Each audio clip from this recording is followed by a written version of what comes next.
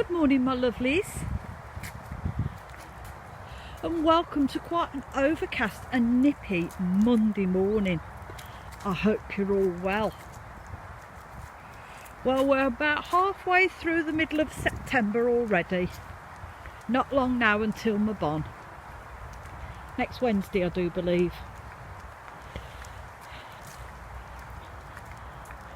So this morning I thought we would have a little look at feathers and their meanings.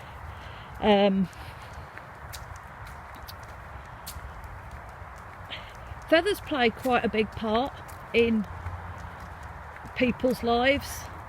Some believe they're messages from angels, some believe they're messages from gods.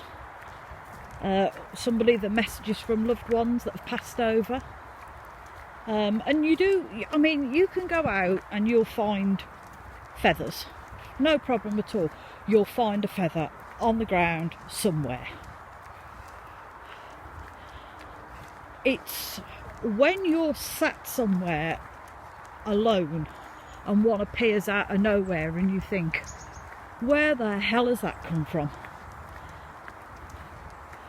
It's just, this feather's just appeared from nowhere, and there we go, there's a feather. See, we can find them anywhere. The ones you find are the ones that you seem to think, well, I'm sat here on my own doing nothing and it's just appeared from nowhere and you've got no idea where it comes from. So this morning I've had a little mooch through the internet and came up with a few things. So many cultures believed that birds were sacred beings. Two examples of this are the indigenous people of America and the ancient Egyptians. They either worship feathers or worship birds, or they had spiritual meanings for them. This was thought because at the time, a long time ago, birds were the only thing that could fly. So they believed that birds were the only thing that could get as close to heaven or a spiritual realm as humans could, because obviously humans couldn't fly. So they believed that because the birds could fly and they could get as close to heaven or a spiritual earth or whatever, that birds could take us mortals on the ground. They could take our hopes and our dreams and our thoughts and our prayers excuse me, to loved ones that had passed over, to whatever god or deity or goddess that they were worshipping at the time, to whatever spirit they were thinking of worshipping, to even the universe, because they were the only things that could get up that high.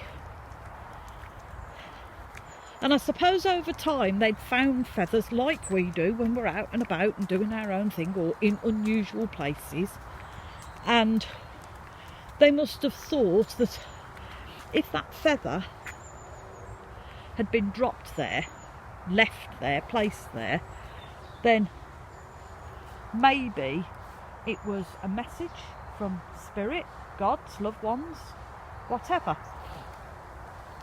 So I suppose they must have put meanings to the different coloured feathers, because, birds are all different colours, aren't they? So, he's that strange man again. Come on. Walk on. Walk on. Good girl.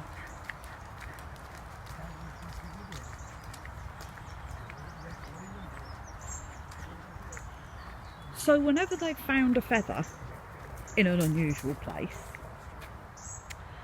they must have thought, well, someone or something is leaving us a message.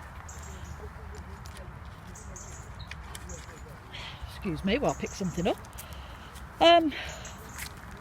So I managed to come across a list of different meanings for different coloured feathers, and you can take them as you will.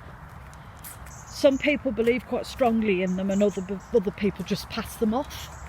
But yeah, take them as you will. But I just thought it would be a fun and interesting thing to learn.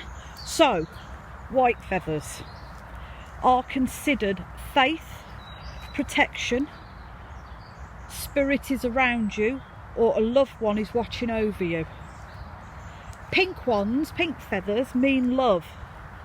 So either somebody's telling you you've got love on the way, or a loved one is sending you a message to say that they're still thinking of you and they still love you, and you know, you're not on your own. Red. Now, what do we think with red? Red's always for danger, isn't it?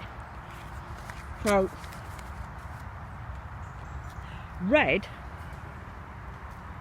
is unlimited life force. Come on, Lou. Energy, psychic abilities, stability, strength, passion, power, courage and wealth. Orange, creativity and listening to your inner voice, your inner self, your intuition. Yellow. Now, yellow to me is always a cheerful colour. So when I always see daffodils, I always think they're happy because they're just so bright and cheerful. So yellow is a cheerful, light-hearted being, present and alert within the moment. Green. Now, those of you who do witchcraft or spells or anything like that, we all know green is associated with money and abundance. So green, abundance, money, good health, colour of balance and harmony. Blue. Blue is peaceful. Blue's always a calming colour. So a blue feather is classed as peaceful, energy, listen and speak your truth. Grey. It's neutral colour.